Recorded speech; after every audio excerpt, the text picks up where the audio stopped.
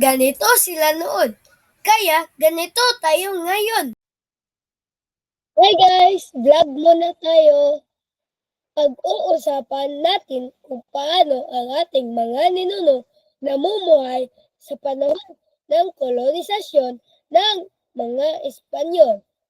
Imagine guys, 333 years o 333 taon tayong sinakop ng bansang Espanya.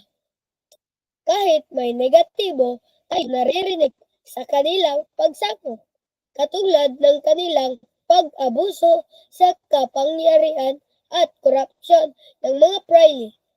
Matiwasay naman ang pamumuhay noon sa mga kanayonan.